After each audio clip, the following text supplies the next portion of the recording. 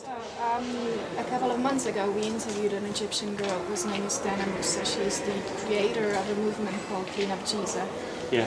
That actually, essentially, was a big step forward in the solving of the waste crisis in Cairo, because it organized public events in which all people could show up and make their part in the cleaning of the city. Yes. So in Naples, we, as you know, we are constantly struggling with this same problem that people do not seem to have this same attitude. How do we change people's mindset? Because there is a need to change people's mentality. Yeah. Well, in actual fact, it's interesting you mentioned Cairo, because the Coptic Christians in Cairo for years, I mean maybe hundreds of years, but certainly for many, many, many years, have looked after waste, and they have recovered, they reuse, they recycle. They've done brilliant work in Cairo, and there's a whole area. But they're being put out of business by big multinational waste companies who are building landfills and incinerators.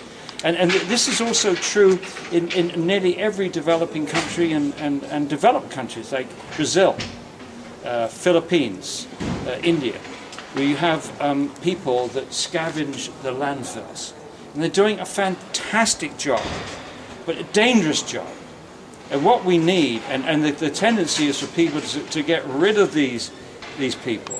And instead of saying, you're doing such a fantastic job, what we want to do is to provide you with decent buildings to do this in. You're going to get showers, etc. We're going to educate your children, and so on. That's what we should do. And so they do what they are prepared to do, but in much safer ways. And recognize that there's a wonderful film made in Brazil, by the way. You must see it. I think it's called Wasteland. Yeah. It's a brilliant movie by an artist. Very, very moving, very emotional.